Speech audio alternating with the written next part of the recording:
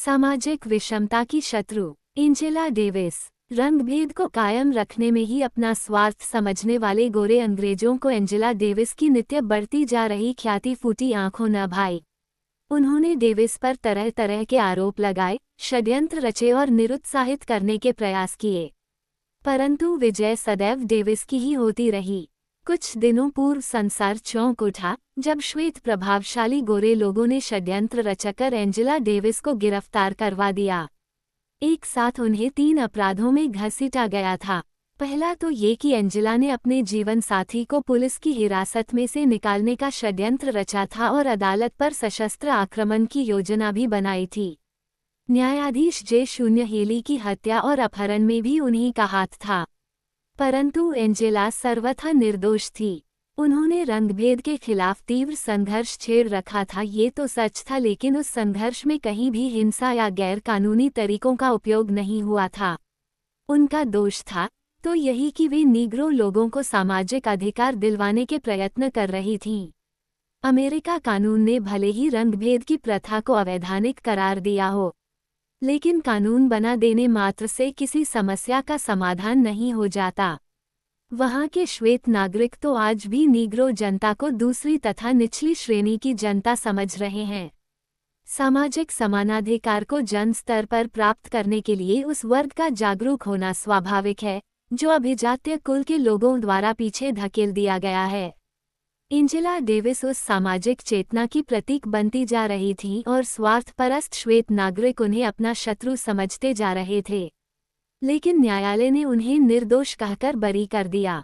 जब तक वे पुलिस की हिरासत में रहीं, यद्यपि वो अवधि कोई लंबी नहीं थी, फिर भी उनकी अनुगामिनी नीग्रो जनता निरंतर चिंताशील बनी रही। कभी चर्च में न जाने वाले अश्वेत युवकों ने भी इन दिनों प्रभु से प्रार्थनाएं की। उनकी लोकप्रियता का ये सबसे बड़ा प्रमाण है। एंजेला डेविस का जन्म सन 1944 ईस्वी में बर्मिंघम अमेरिका के पास एक छोटे से गांव में हुआ। इस समय उनकी आयु लगभग 30 वर्ष है। इस छोटी सी उम्र में ही उन्होंने लोकप्रियता के जिस उच्च शिखर को छू लिया है, वह निश्चय ही ध्येय के प्रति उनकी अडिग निष्ठा, मानवता के प्रति टीस और कसक का ही परिचायक है। अमेरिका में रंगभेद के विरुद्ध अश्वेत नागरिकों का संघर्ष कई दशाब्दियों पूर्व से चला आ रहा है। बाल्यावस्था में भी बाल विनोद के रूप में एंजेला डेविस अश्वेत प्रदर्शनों में भाग लेती रहीं। इसी के परिणामस्वरूप उनके मन में श्वेत नागरिकों की अहंजन्य विकृत मान्यताओं और व्यवस्थाओं के प्रति एक तीव्र आक्रोश पलता रहा, जो आगे चलकर फला फूला। एंजेला डेविस एक साधारण परिवार की सदस्य थीं। माता पिता मेहनत मजदूरी कर अपना जीवन निर्वाह करते थे, साथ ही यह भी चाहते थे कि उनकी बेटी को भविष्य में अच्छा सुख मिले। वर्तमान परिस्थितियों से संघर्ष ही व्यक्ति भविष्य को आधार बनाकर करता है। अभी नहीं तो आगे चलकर सुख मिलेगा या मेरी संतान सुखी बनेगी, यही आशा मनुष्य में धैर्य और पुरुषार्थ जगाती है। डेविस के माता पिता ने भी अपनी बेटी को इसी आशा से स्कूल में भर्ती करवाया।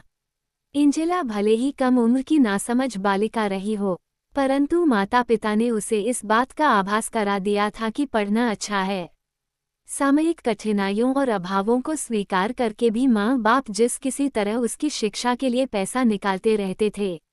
सहृदय और स्नेहपरायण अभिभावकों के बच्चे उनके उद्देश्य और गंभीर मंतव्य को भावनात्मक रूप से अवश्य अनुभव कर लेते हैं। ऐसी ही भावना प्रधान अनुभूति ने एंजेला को तन्मयता पूर्वक अध्ययन करने के लिए प्रेरित किया। लगन और निष्ठा के होते हुए कोई भी व्यक्ति, चाहे वह युवा हो या बालक, कब असफल हुआ है।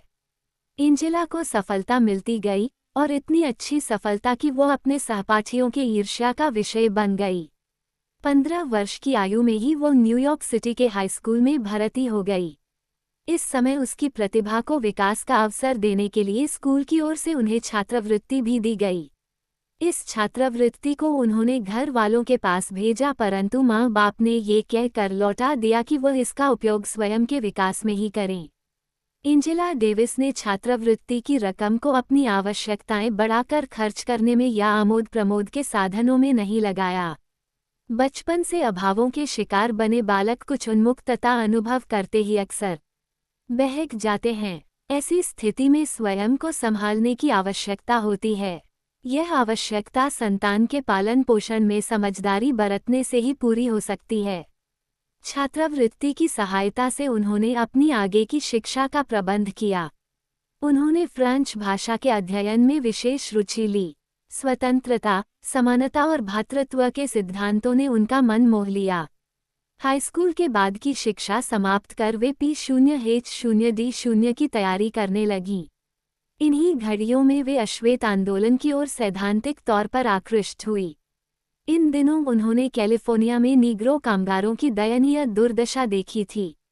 गंदी बस्तियों में भेड़ बकरियों की तरह भरे हुए अमेरिका के मूल निवासी जैसे श्वेत जाति वालों द्वारा अपनी थोथी शान पर धब्बा समझकर समाज के शरीर से पोंछ दिए गए हों।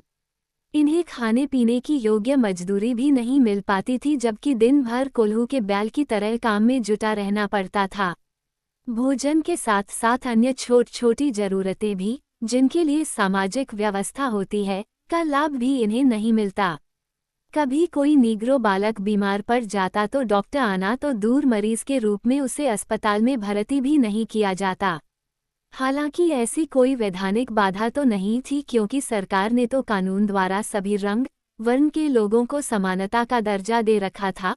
फिर भी जनमानस में तो वो कुहासा छाया था जो कि उनके मानवीय अस्तित्व को ही नकारता, अनदेखा रखता था। एंजेला ने अनुभव किया कि इस प्रकार की समाज व्यवस्था को बदलने के लिए एक जबरदस्त क्रांति की आवश्यकता है, जो नीग्रो लोगों में अपने अधिकार का बोध कराकर उसे प्राप्त करने के लिए झकझोर डाले। वे अपने इस विचार और प्रेरणा से जनमानस को आप्लावित करने के लिए कमर कसकर आगे आईं। शांतिपूर्ण तरीकों तथा आवश्यकता होने पर क्रांतिकारी रवैया अपनाने से भी न चूकने का निश्चय कर वे अपने विचार उद्देश्य को सफल बनाने के लिए जनसंपर्क करने लगीं। कई सभाओं में उन्होंने नीग्रो जनता को उनके वास्तविक अधिकार से अवगत कराया। इस कार्य को सरलतापूर्वक पूरा करने के लिए वे मूंगा क्लब की सदस्य भी बनी।